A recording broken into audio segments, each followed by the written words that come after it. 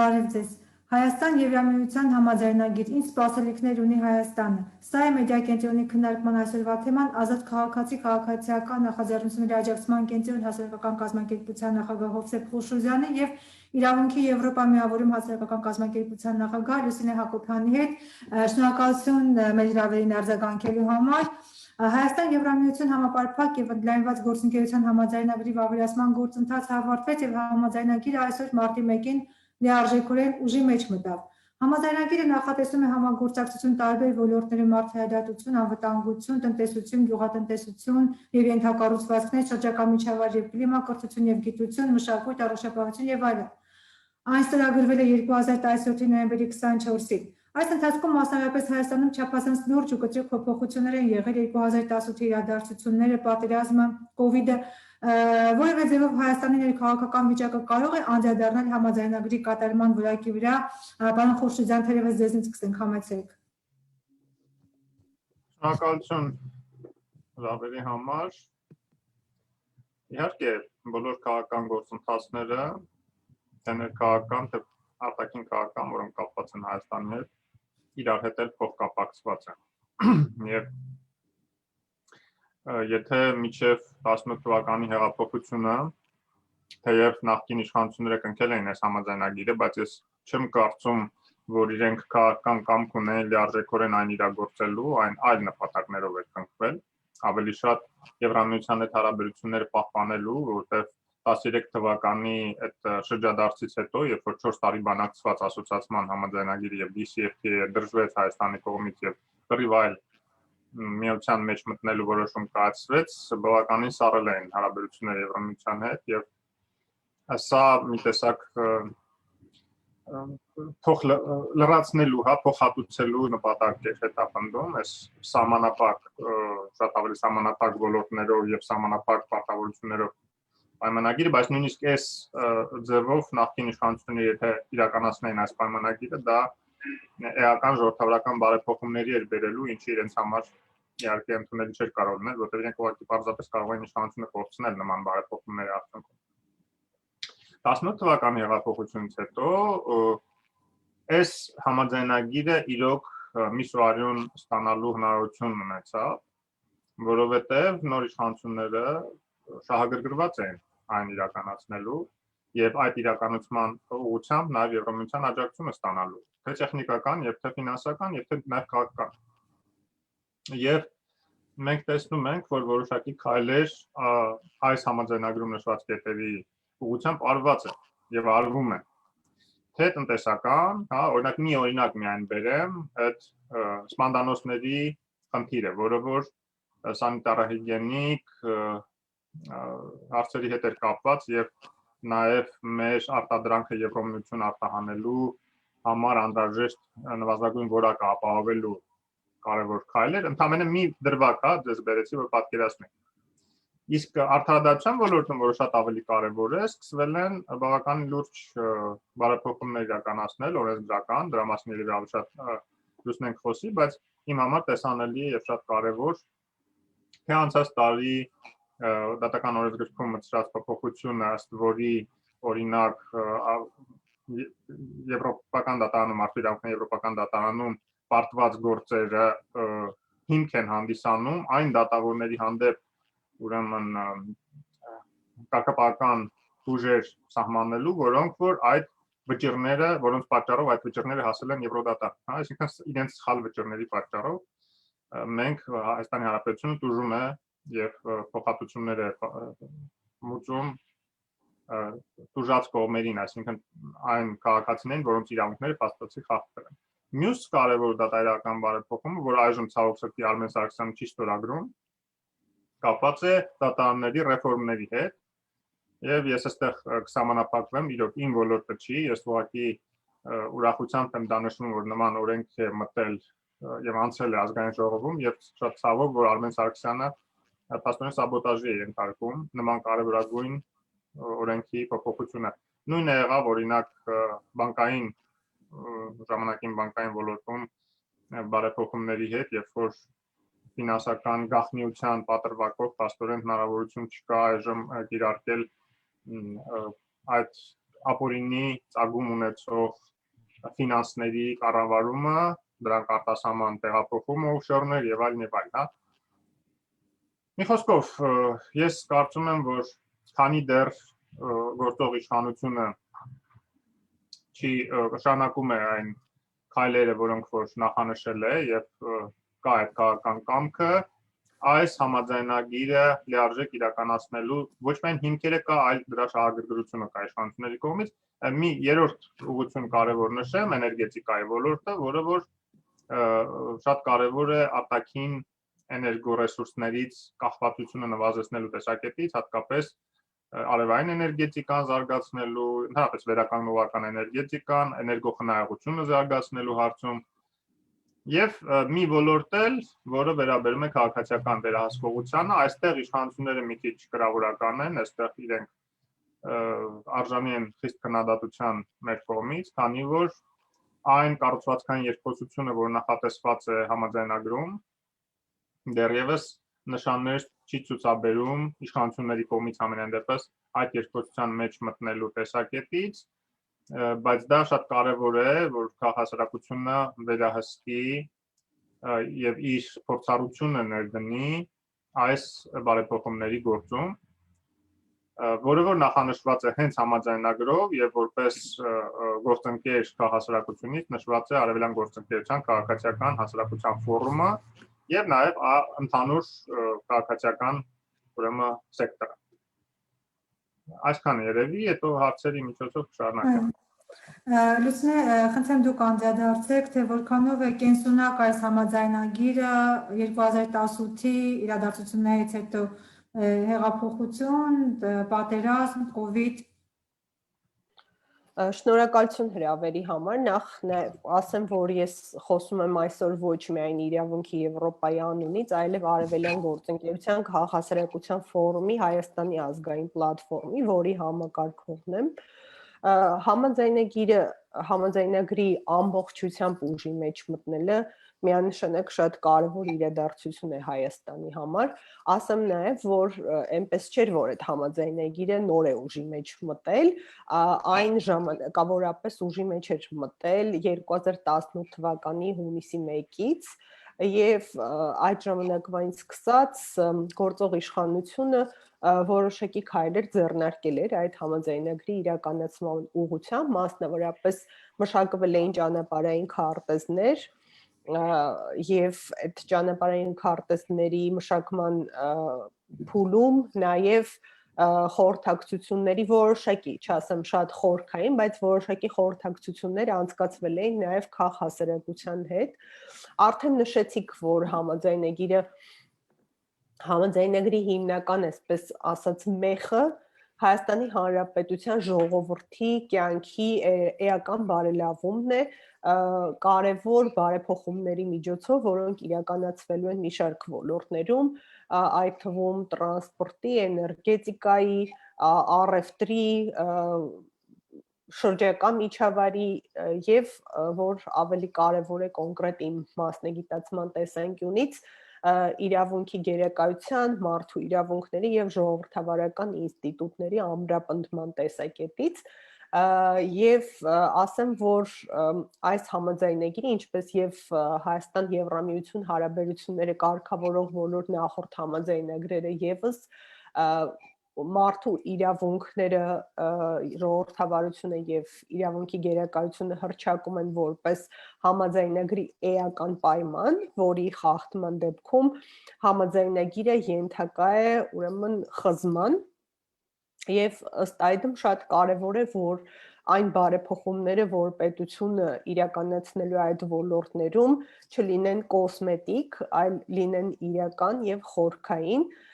Ես եւս կանդրադառնամ։ Դիտարկումները ինչ են ցույց տալիս, դրանք կոսմետիկ են թե խորքային։ Այս պայդրությամբ ես չեմ տեսնում խորքային բարեփոխումներ, հատկապես դատա իրավական ոլորտում։ Ես ցավում եմ, որ այսպես հռչակված այսպես խոր բարեփոխումները վեթինգի, անցումային արդարադատության եւ այլնի միջով այդպես էլ կյանքի չկոչվեցին, բայց այսպես դեռ հույս ունեմ, որ իրավիճակը հնարավոր է փոխել այն պատճառաբանությամբ, որ սահմանադրությունը հակասում էր նման խորքային բարեփոխումներին, բայց ինչպես պնդում էր քաղաքասերեկությունը, ինչպես նաև հավաստեցին բարձրագույն դատական խորհրդի երկու թեկնածուները, որոնք վերջերս ուրեմն հանդես էին գալիս ազգային ժողովում եւ նաև հատուկ անդրադարձ կատարեցին այդ հարցերին, մասնավորապես նշելով, որ սահմանադրությունը որևէ խոչընդոտ չի պարունակում վեթինգի եւ այլ դատաիրավական խորքային բարեփոխումների հարցում։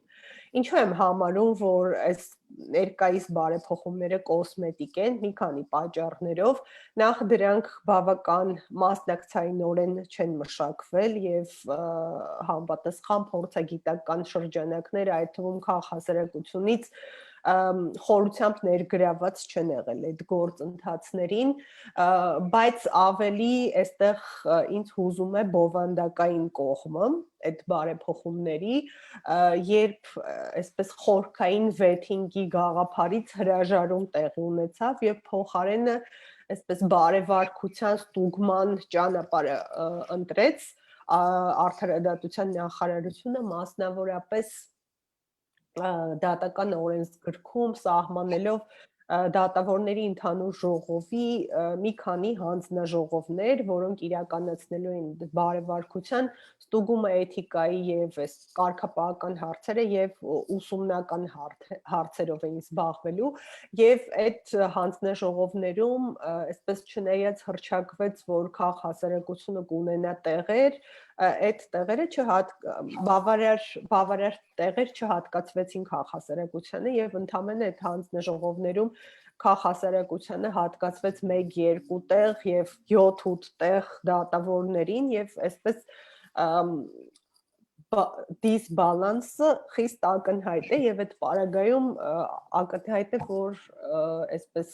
այդ հանձնաժողովներում քաղաքասերեկությունը չի կարողանա ազդեցիկ մասնակցություն ունենալ, սա որպես օրինակ։ Ես դեռ հուսով եմ, որ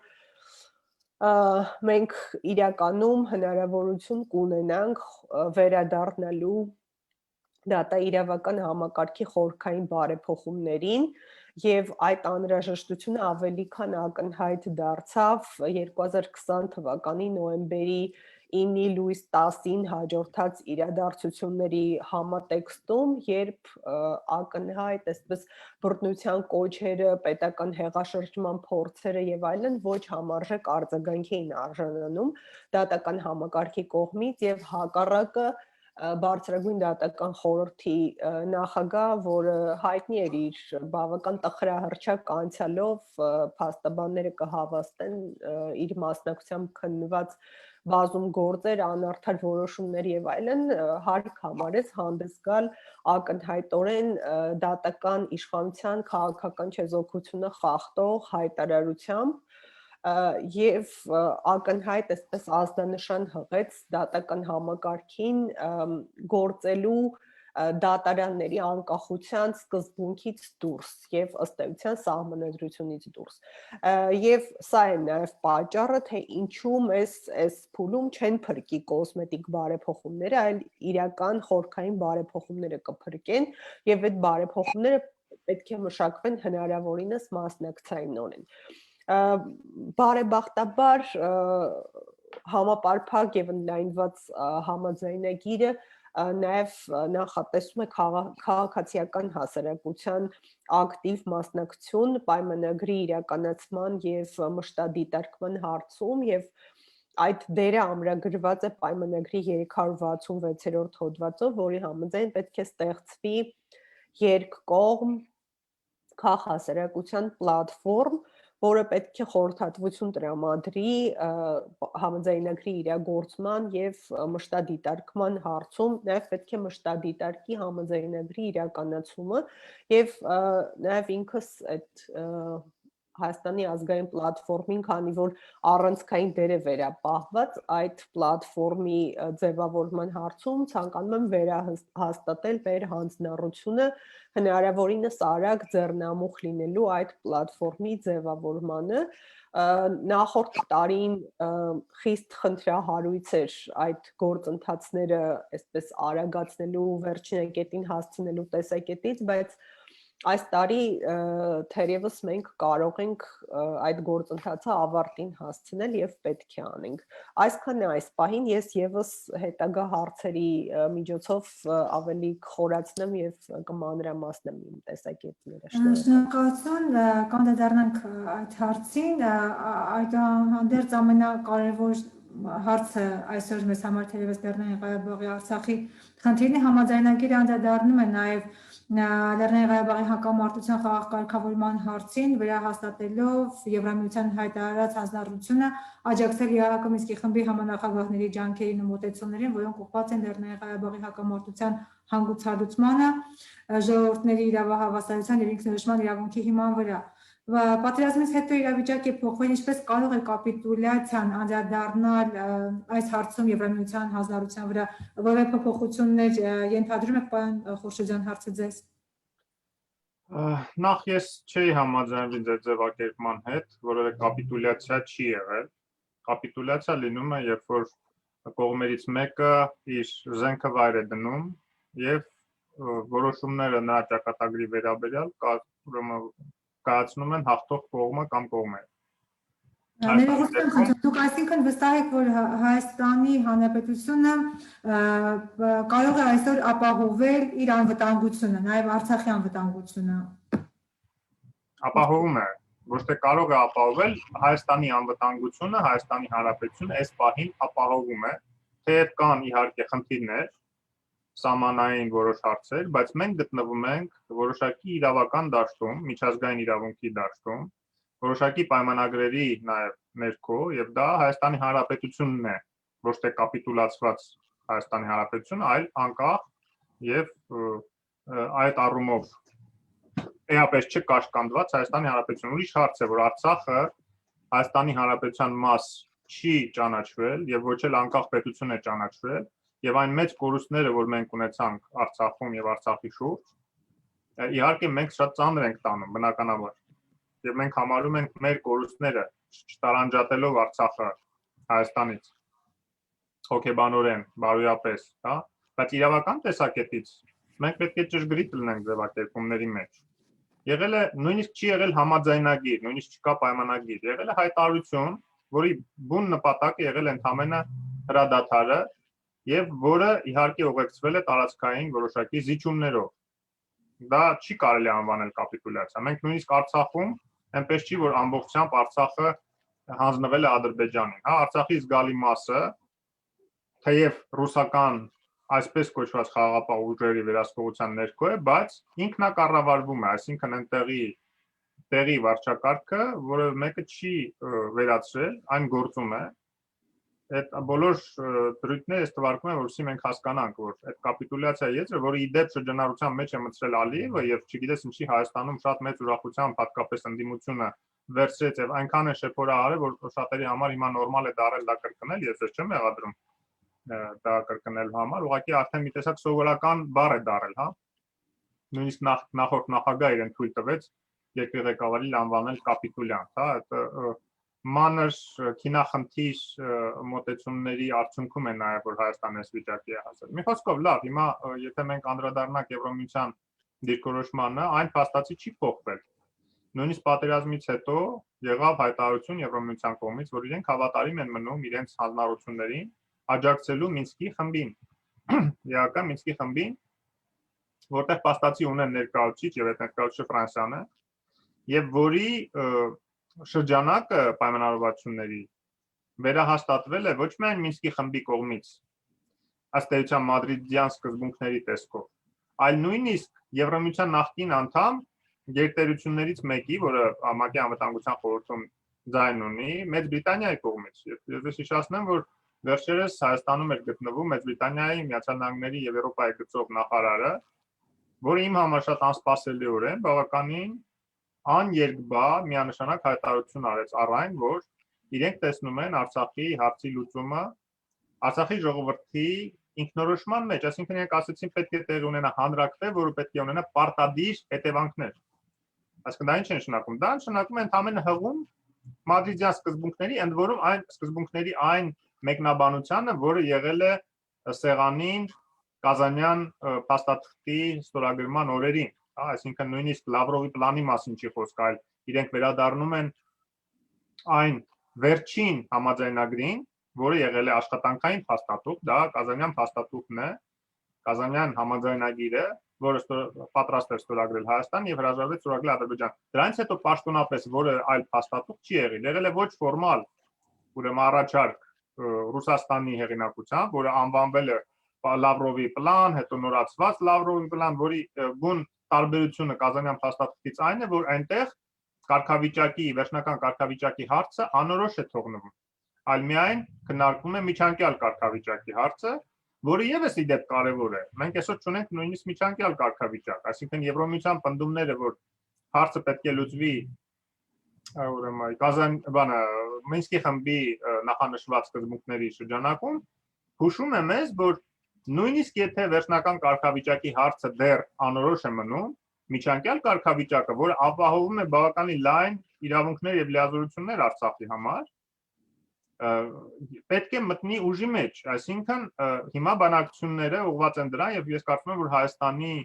իշխանությունները Եվրոմիության հետ աշխատելիս հենց դա պետք է շեշտադրեն, որ միջանկյալ կարգավիճակը բնականաբար մինչ այդ լուծելով բոլոր այն հարցերը, որոնք որ այս հայտարարագրով թեկուզ ամրագրված են, հատկապես գերիների ազատման հարցը, որը հումանիտար իրավունքի կոպիտ խախտում է Ադրբեջանի կողմից եւ որի մասին Եվրոմիության եւ Եվրոպայի խորհրդի եւ միջազգային մարդասիրական կազմակերպությունների, մարդու իրավունքների կազմակերպությունների կողմից անընդհատ հնչեցվում է այդ հարցը եւ ես կարծում եմ, որ Ադրբեջանը մոտ ապագայում ստիպված է լինելու ամեն դեպքում ազատ արձակել գերիներին, այլ հարց է, որ հիմա սակարկման առարկա են պահում որպես այդ մարդկանց, այդ խնդիրը, որպեսզի ճնշում գործադրեն Հայաստանի վրա, հատկապես Հայաստանում ներքաղաքական գործընթացների վրա, որպեսզի հասնեն նաև ապակայունացմանը երկրում, դրա այդ գործիքներից մեկն է այդ ուղղությամբ, եւ տեսեք նույնիսկ ընդդիմությունը այսօր արդեն շահարկում է այդ հարցը, ասում է, եթե մենք լինեինք գայինք իշխանության, մենք միանգամից այդ հարցը կլուծենք։ Այսինքն ինչ է դա նշանակում։ Դա նշանակում է, որ կամ կա գործարք այն ուժերի եւ մեր ընդդիմության միջև, որոնք կարող են այդ հարցը լուծել, տվյալ դեպքում Ռուսաստանի եւ Ադրբեջանի հանձինս, եւ մյուս կողմից մեր ընդդիմության, կամ էլ դա ուղղակի ամերիկապահանոց հայտարարություններ են ներքաղաքական ուրեմն մանիպուլյացիաներ անելու համար։ Ես կարծում եմ, որ առաջինը ամեն դեպքում, որտեղ այս զինված հեղաշրջման փորձը, որ տեղի ունեցավ օրերս, եւ որը ըստ էության շարունակվում է, քանի դեռ չի հանգուցալուծվել այս կամ այն ուղղությամբ, իսկ փորձը լինում է կամ հաջողված կամ անհաջող։ Մենք դեռ չգիտենք հաջողված է փորձը թե ոչ։ Առայժմ հաջողվում է, քանի որ նախագահն էլ փաստորեն չստորագրեց հրաժարականը գլխավոր շտաբի, դա կարող է գնալ սահմանական դատարան, այնտեղ 12-13 օր կարող է քննարկվել եւ այդ ամբողջ ընթացքում, եթե այլ ինչ որ իրավիճակներ չստեղծվեն, օրինակ եթե զինվորականները չորոշեն կորստ միջոցառումներ իրականացնել արդեն զորք մտցնելով խաղաղ, չգիտեմ, կամ այլ ինչ որ բաներ անել իշխանությունների հանդեպ, դա կմնա ասենց օդում կախված դեռևս փորձ։ Խոսում եք մյուս ընդդիմության մասին, այդ դեպքում ունենք իշխանություն, որը ունի գործիքակազմ, այդ դեպքում իշխանության գործառույթը որն է, վարչապետը գնահատեց գլխավոր շտաբի զինված ուժերի գլխավոր շտաբի ղեկավարի հայտարարությունը որպես ռազմական հեղաշրջման փորձ, բայց որևէ իրավական գործընթաց դրան չհաջորդեց, փոխարենը այսօր երկրորդ հանրահավաքն է եւ երթը ավանդական է։ Բավականին սահմանափակ է պատերազմից թուլացած պետության մեջ իշխանությունների գործիքակազմը սահմանափակ է։ Մենք պետք է հաշվի առնենք, թե ինչ արտաքին հզոր ազդեցություններ կան մեր այս կամ այն ոլորտում։ Ընդհանուր միջև ազդեցության գործակալների առկայությունը։ Ոչ մեկի համար գաղտնիք չի, որ դեռ սովետական միությունից այդ ցանցը եղել է, նույնիսկ գործակալների ցանց է եղել, դրա մի մասը սահուն տեղափոխվեց ուրեմն Ռուսաստանի այսօրվա բազաների մեջ եւ այդ գործակալները շարունակում են գործել եւ լյուստրացիա, երբ որ մենք պահանջում ենք անընդհատ հենց նաեւ դա նկատի ունենք, բայց մեր մոտ ոչ լյուստրացիա արվեց, ոչ վեթինգ արվեց Ես չեմ էլ ուզում այտենց միանշանակ մեղադրել իշխանություններին օրինակ լյուստրացիայի հարցում։ Ես ուզում եմ հիշեցնել, որ նույնիսկ ամենաարևմտամետ, ամենահակառուս իշխանությունը, որը Սաակաշվիլի իշխանությունն էր, լիարժեք լյուստրացիա այդպես էլ չիրականացրեց։ Իրենք ընդամենը մինչև 37-38 թվի այդ ստուկաչներին, այսպես ասած, արխիվները բացեցին, բացահայտեցին եւ այլն, բայց լիարժեք լյուստրացիա չարվեց եւ մենք միջև օրս տեսնում ենք, այսինքն կան այնպիսի լրջագույն խնդիրներ, այնպիսի ճնշումներ, որ այդքան հեշտ չի, հա, լյուստրացիա իրականացնել, նույնիսկ Վրաստանի պես երկրում։ Ելու մնաց Հայաստանի, որը շատ ավելի մեծ կախվածություն ունի Ռուսաստանից, եւ մենք այսօր տեսնում ենք, որ Ռուսաստանն է գործադրում այդ գործիքակազմը։ Մենք հետևում ենք ռուսական հեռուստաալիքներին եւ ով է խրախուսում եւ ինչպես են իրենք մեկնաբանում։ Վերջիվերջո պաշտոնական դիրքորոշումների տարբերություն, տեսեք, Միացյալ Նահանգներն ու Եվրոմիությունը ասում են, որ անընդունելի է ուրեմն զինվորականների ներքաշումը ներքաղաքական գործընթացներում, իսկ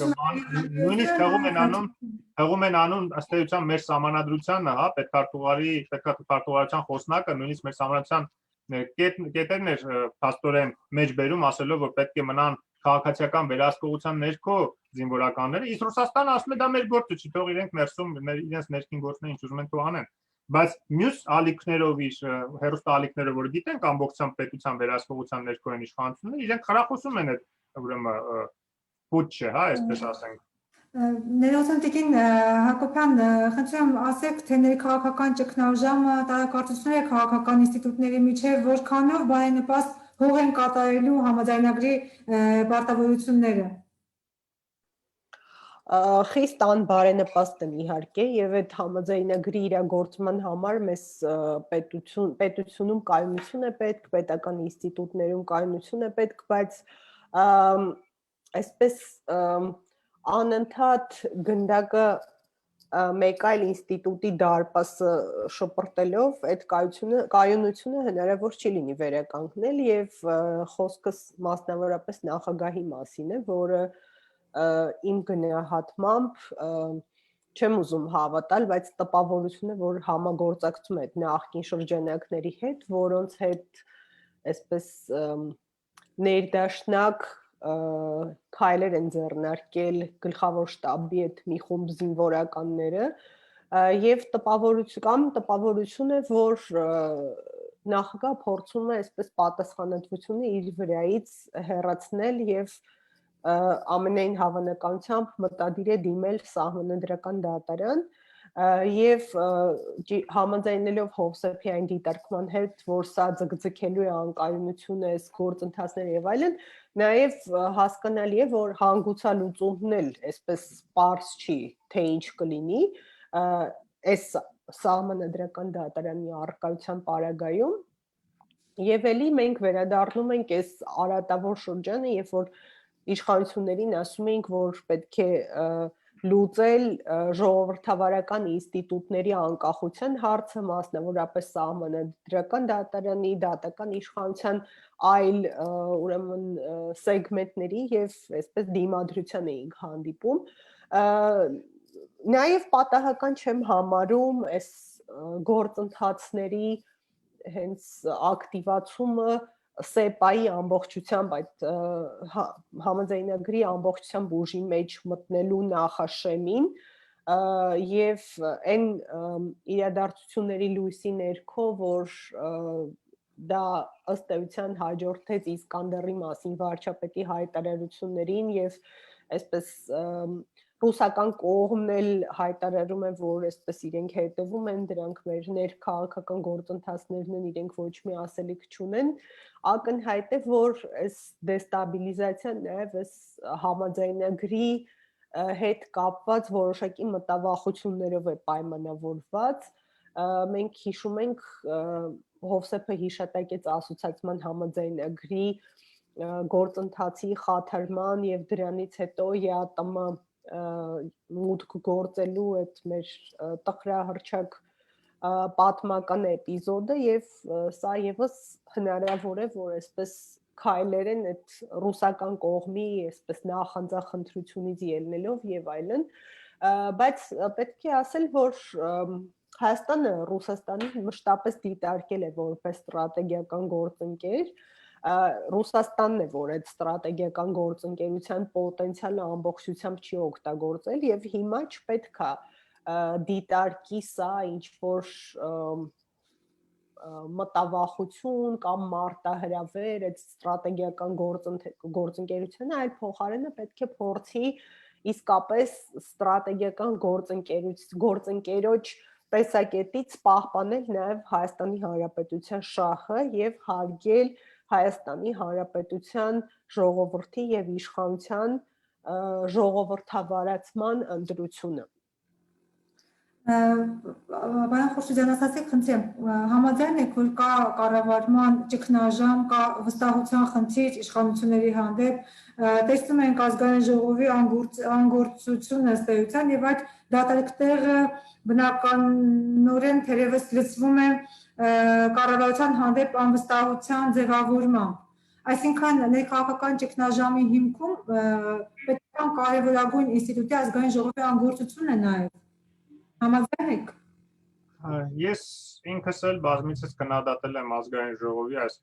ժողովին այս կրավորական կեցվածքի համար։ Ես այնքան էլ համամիտ չեմ, որ կա ուրեմն այսպիսի ամբողջական ճգնաժամ, հա, քաղաքական այս կար։ Հիմա կա պուտչի փորձից հետո։ Միջ այդ կար ընդամենը քաղաքական process, երբ որ ընդդիմությունը փորձում էր օգտագործել պարտությունը իր նպատակներով, երբ որ կային լրջագույն արտաքին քաղաքական եւ սահմանային խնդիրներ, բայց դա անվանել այսպես քաղաքական ճգնաժամ ես չէի ուզենա, բայց այժմ իրոք կա այդ ճգնաժամը պուտչի արդյունքում։ Ազգային ժողովի կրավորականությունը եւս իմ համար հասկանալի է։ Գիտեք, երբ որ հիշում ենք, թե ինչպես է ձևավորվում ազգային ժողով, մենք պետք է ֆիքսենք, որ ուրեմն հիմնական սկզբունքը ոչ թե պրոֆեսիոնալիզմն է, ոչ թե քաղաքական փորձի արկայությունը, անցած ճանապարհի, հա, այդ հանուն ժողովրդավարության պայքարի եւ այլն բոլոր անցած մարդիկ այնտեղ հիմնականում չընդգրկվեցին, այնտեղ հատուկենտ այդպիսի մարդիկ կան, այլ հիմնական խնդիրը հավատարմությունն էր դրված։ Դա իհարկե իր դրական կողմերն էլ ունի, հանձինս այն պահի, որ երբ որ ասենք իշխանությունը որոշակի դժվարություններ է կրում եւ վտանգներ, որ կարող է օրինակ ազգային ժողովի ընդդիմությունը այս կամ այն որոշումը փորձի անցկացնել ոչ հաջող կառավարության, այդ ժամանակ ազգային ժողովի մեծամասնությունը իր հավատարմության շնորհիվ, ասենք, լիակատար աջակցություն է ցուցաբերում վարչապետին, բայց մյուս կողմից դրա թերությունը այն է, որ երբ որ այնտեղ անփորձ մարդիկ են, բովով չանցած, դժվարություններ չանցած, պայքարի միջով չանցած, մի քիչ ավելի մեծ ճնշումը այդ մեծամասնության վրա կարող է բերել ուղղակի, որ այդ մեծամասնությունը կարող է լուրջ կորուստներ ունենալ քանակական։ Մենք արդեն տեսանք 3-4 հոգի, որոնք որ փախուստի դիմեցին, հա, իմ քայլի նավակից, բայց այդ քանակը ավելին կարող է լինել հենց նույն պատճառով, որտեղ այնտեղ այնպիսի մարդիկ են, որոնք որ իրենց ամենամեծ դժվարությունը, ասենք, քաղաքական պայքարի մեջ, որ իրենք ունեցել են, ասենք թե միտինգների ժամանակ, այդ 18 թվականի հեղափոխության ժամանակ մի անգամ ենթադրենք ոստիկանության կողմից բերման ենթարկվելն է եղել, առավելագույն դեպքում, հա, որ ասում են։ Ու բացարձակ մեծամասնության մասին եմ իհարկե ասում, այնտեղ կան էլ եմ ասում նաև մարդիկ, որոնք որ ամենայն իմ հարգանքը վայելում են։ Եվ նման պայմաններում իհարկե շատ դժվար է ապավինել ազգային ժողովի կենսունակությանը եւ ազգային ժողովում այս քաղաքական փնջուկի հանգուցալուծման հասնելուն։ Միակ տարբերակը այստեղ որոշակի կոմպրոմիսի գալն է հասարակական եւ քաղաքական տարբեր ուրեմն խմբերի մեջ, եւ ես հատուկ եմ նշում հասարակական, որտեղ ըստ էության քաղաքական խմբերն էլ այդքան շատ չեն եւ այնպես չի, որ ամբողջությամբ ներկայացնում են մեր հասարակությունը։ Եվ հատկապես այս պուտչից հետո կարծում եմ իշխանությունները ամեն դեպքում արտահայտ ընտրությունների մասին որոշում կկայացնեն կոնսուլտացիաներից հետո քաղաքական ուժերի հետ, եթե դրան հասնի, էլի եմ ասում, որտեղ եթե պուտչը հաջողվի, դրան չի էլ հասնի եւ մենք ուղղակի կկորցնենք ինքնիշխանությունը Հայաստանի Հանրապետության, որտեղ եթե զինվորականների ճնշմամբ Հայաստանում փոխվի իշխանություն, եթե դա նախ չի ընդունվի արևմուտքի կողմից, մենք կդառնանք ուղղակի իզգոյի երկիր, կլինեն սանկցիաներ միանշանակ, ոնց որ օրինակ Մյանմարում եղան սանկցիաները այդ իրենց մոտ հեղաշրջումից հետո արևմուտքի կողմից, նույնը կլինի Հայաստանի մոտ, այսինքն այսպես ջլատված, թույլ, հյուծված երկիրը մի հատ էլ արևմտյան սանկցիաների տակ կընկնի եւ ընդհանրապես արժեքը կկորցնի նաեւ Ռուսաստանի համար, որտեղ Ռուսաստանը, որ տեսնի Հայաստանը այլ գնալու տեղ չունի, ինքը վերջի մնացորդներն մեր ինքնիշխանության ուղղակի քամի կտանի եւ ոչ միայն ինքնիշխանության, այլ նաեւ տարածքների, մենք դեռ տարածքներ ունենք, որոնք կարող են մեր ձեռից խլեն, հա, դուք լավ գիտեք այդ մասին, ոչ միայն Արցախում, այլ նաեւ օրինակ Տավուշի մարզում եւ այլն։ Այդ ամբողջը մենք կկորցնենք հենց Ռուսաստանի նաեւ ճնշմամբ եւ դրա դիմաց Ռուսաստանը Ադրբեջանից, Թուրքիայից այլ ուրեմն շահաբաժիններ կստանա, այլ շահեր կսպասարկի իր։ Հիմա միակ տարբերակը հաղթահարելն է այս փուչը, կայունացնելն է իրավիճակը եւ գնալն է արտահերթ ընտրությունների, ես կարծում եմ առավելագույնը մինչեւ տարվա վերջ պետք է դարվի, որ ասում են մայիս-հունիս դա շատ շուտ է, որտեղ մենք պետք է հասնենք նաեւ երրորդ ուժը ձևավորել, այսինքն ալտերնատիվ ուժ, որը ոչ միայն իշխանությանը ալտերնատիվ լինի, այլ նաեւ այն գործող այսօրվա փողոցային անդիմությանը, որը ոչ այլ ինչ ենք ասած նախկինների այդ կույտն է, ռևանշի ձգտող, որոնք որ այդ թալանի իրենց կերակրատաշտը կորցրել են, հիմա ուղղակի ուզում են վերադարձնել Ռուսաստանի օգնությամբ։ Դուք խոսեք ժողովրդավարությունից, արտահերթ ընտրություններ կազմակերպելու անհրաժեշտությունից, նման առաջարկ եղել էր կարծես վարչապետի կողմից որոշ ժամանակ առաջ, սակայն նա ասաց, որ այդպես առաջարկը քննարկման չարժանացավ, ըստ էության մերժվեց եւ դրեց հեռավոր գծրոց եւ այդ թեման նորից բարձրացավ օրեր առաջ նրա հրավիրած հանրահավաքին, երբ նա դիմեց ժողովրդին հրապարակում հավաքված, ինչ է կարծում, արժե անել արտահերթ ընտրություններ, հրապարակից հնչեցին ոչ բացականչություններ եւ նա տեղում որոշեց, որ այո, պետք չի անել արտահերթ ընտրություն եւ ուղղակի առաջարկեց ներխոսություն քաղաքական մյուս ուժերի հետ։ Ինչ է կարծում, այս ճանապարհը, այս մեթոդը որքանով ուժ ունի լիցքաթափել այն մթնոլորտը, որը կա երկրի ներսում եւ տեսնում եք դուք հնարավորություն իշխանությունների կողմից ցանկություն այդուհանդերձ արտահերթ ընտրություններ կազմակերպել։ Տեսեք, երկխոսությունը իհարկե Պարոն Խոչաձյան, ես հարցը Տիկին Հակոբյանին է ուղղում, դուք եւս պատասխանեք։ Ես կարճ ուղղակի ասեմ, որ երկխոսությունը նախապայմաններով ճիշտ չի մտնել, երկխոսությունը միշտ պետք է բաց հնարավորություններով մտնել եւ ես փոփոխություն եմ տեսնում պարլամենտական ընդդիմության մի հատվածի մոտ Էդմոն Մարուկյանը հանդես եկավ կոչով, որ ինքը պատրաստ է այսուհետ այդ ուրեմն հուշագիրը ստորագրել, որը պահանջում են իմ քայլականները, հա, եւ որը մերժում էր միջև պարլամենտական ընդդիմությունը, հիմա փաստորեն իրավիճակ է փոխվել, իրենք համաձայն են, գոնե Լուսավոր Հայաստանը համաձայն է դա ստորագրել։ Ու ուղղակի ներողություն խնդրելով նախորդ ձեր ասացից Ռուսաստանի հետ կապված այդ Եվրոմիության համաձայնագրի կարմիր գծերի մասին ես ուղղակի կուզենայի նշել, որ Լուսինեն ասաց, որ Ռուսաստանի համար դա պետք է որ խնդիր չլինի, հա, չառաջացնի, ես ավելին ասեմ, որ այս համաձայնագիրը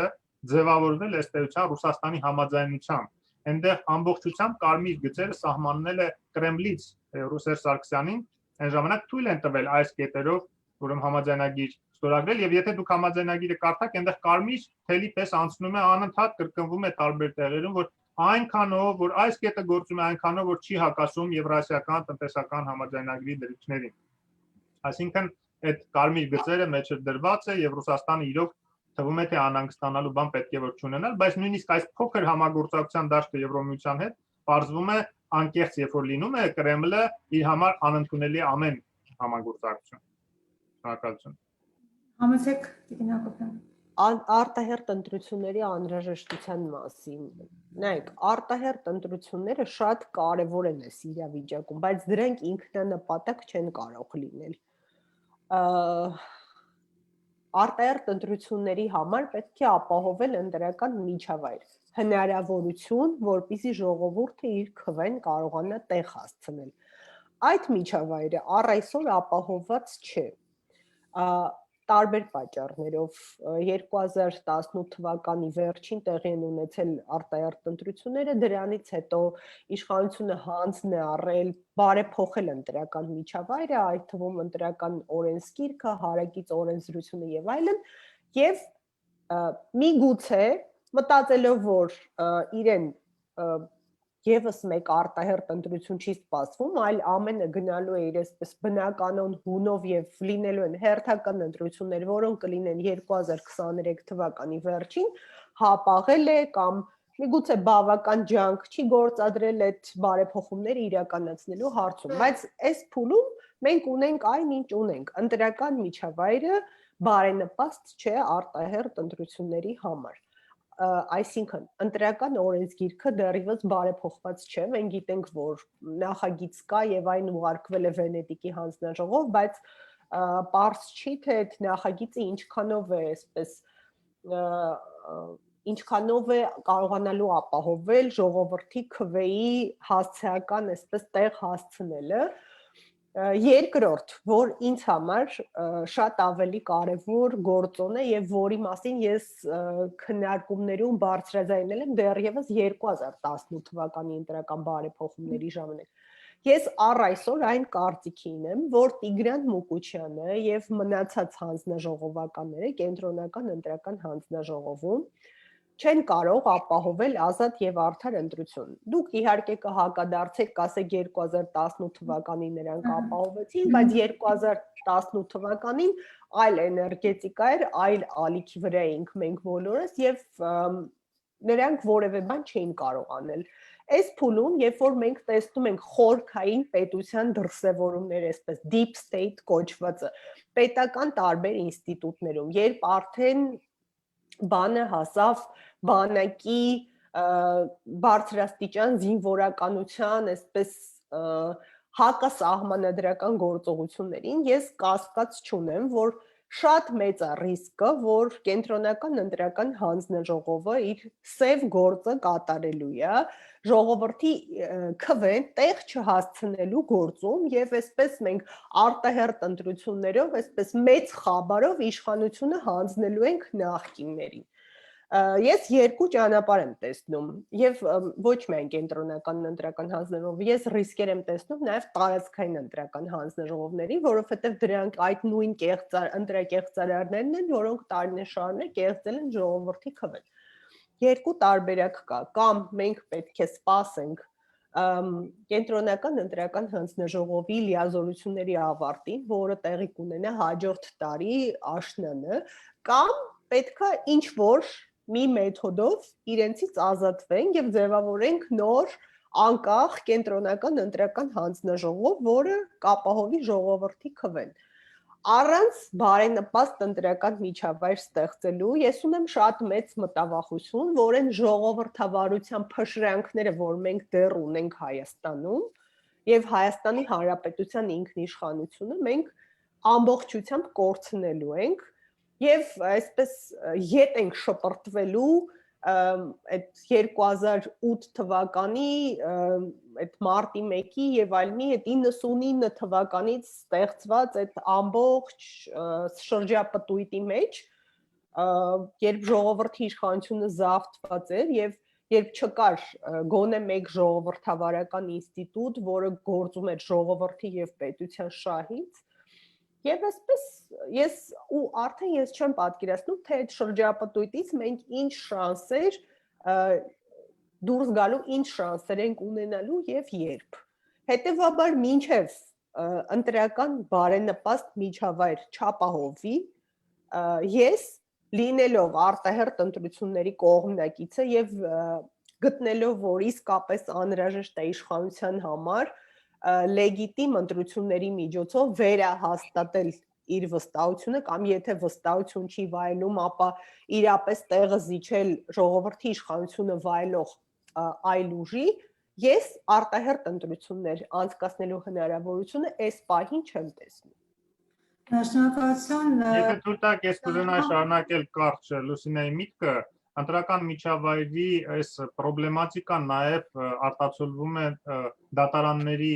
պարագայում, հա, տեսեք, մենք քանի դեռ չունենք արմատական բարեփոխումների իրականացում դատական համակարգեր, մենք չենք կարող վստահ լինել, որ այն ընտրակեղծիքներն ու ընտրախախտումները, որոնք բացահայտվեն, ասենք թե, հա, ընթացքում, եւ որոնք ասենք ոստիկանությունը, հա, հանձնաժողովի անդամները եւ այն բացահայտեն եւ ուղարկեն դատարան, չէ՞, վերջիվերջո դա դատարանում պետք է որոշվի այդ պատիժները եւ այլն, կեղծարարները վստահ լինելով, որ իրենց դատարաններում արդարացնելու են, ուղղակի իրենք ամեն ինչի կգնան, իմանալով, որ գերնպատակը իշխանության ուղղակի բռնազավթելն է, իսկ հետո արդեն դատարանների միջոցով ոչինչ հնարավոր չլինի անել պատժելու տեսակետից։ Շնորհակալություն եւ ամփոփելով մեր այսօրվա զրույցը իհարկե կային դետալային հարցեր վիզային ռեժիմի հետ կապված ուղղակի այս իրավիճակում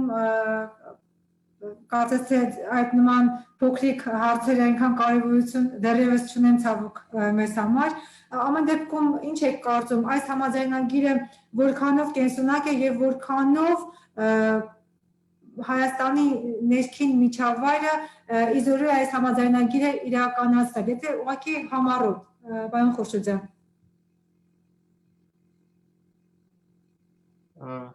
Լուսինեն շատ ճիշտ նշեց, որ այսօրվա անկայուն վիճակում բավականի խնդրահարույց է համաձայնագրի կետերը լիարժեք սկսել իրականացնել։ Դրա համար պետք է կայունություն, ներքաղաքական կայունություն եւ կոնսոլիդացված իշխանություն, որը ոչ պակաս կարեւոր է, հա, որտեղ ես տեսնում եմ արտահերթ ընտրությունների արդյունքում ռիսկ, որ կարող է մասնատված ազգային ժողով լինի, գերմասնատված, այսինքն որևէ մեկը չունենա կայուն մեծամասնություն, իսկ կոալիցիաները տարբեր ուրեմն ուժերի կողմից կուտակված կոալիցիաները կարող են այնքան տարաբնույթ լինել, որ հարց է թե այս համաձայնագրի հանդեպ այդ քաղաքական կամքի դրսևորումը որքանով լիարժեք կլինի նոր ուժի կողմից, որը կարող է ձևավորվել նման կարգի ուրեմն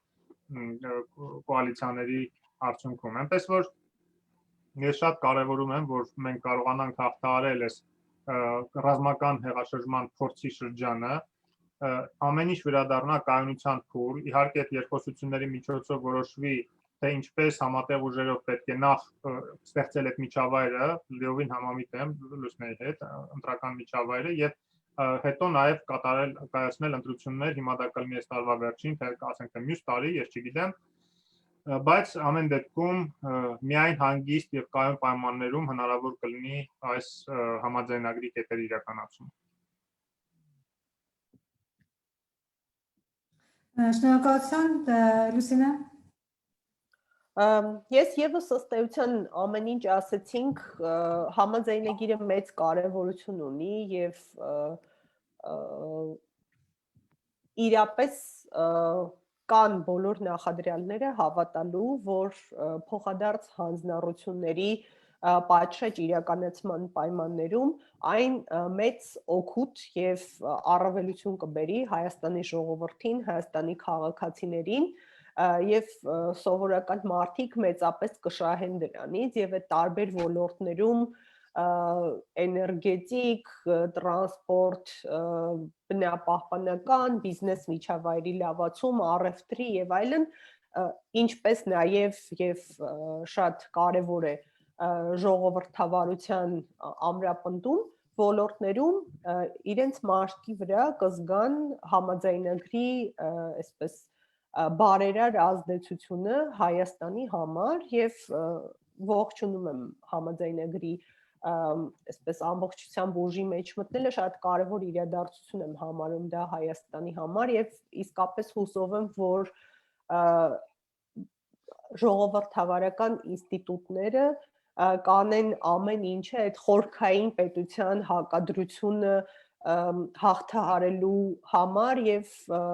համաձայնագրի լիարժեք իրագործումն ապավելու համար քաղաքասարակությունն էլ իր հերթին իր ուժերի ներածին չափով կմասնակցի դրա իրականացմանը եւ մշտադիտարկմանը։ Շնորհակալություն, կարծես թե մեր այսօրվա քննարկման ռեզյումեն ամփոփում անի, որ կայունության համար արտահերթ ընտրություններ են անհրաժեշտ եւ հակառակը արտահերթ ընտրությունները թերևս կկայունացնեն վիճակը, որից էլ կախված կլինի համաձայնագրի կիրառումը, թերևս սպասենք իրադարձությունների զարգացմանը, հիշեցնեմ, որ մեդիակենտրոնի այսօրվա քննարկման թեման Հայաստան Եվրամիություն համաձայնագիր ինչ սպասելիքներ ունի Հայաստանը եւ մենք այս թեմայով զրուցեցինք ազատ քաղաքացիական նախաձեռնությունների աջակցման կենտրոն հասարակական կազմակերպության նախագահ Հովսեփ Խուրշիդյանի եւ իրավունքի Եվրոպա միավորում հասարակական կազմակերպության նախագահ Լուսինե Հակոբյանի հետ։ Շնորհակալություն, հաջողություն բոլորին։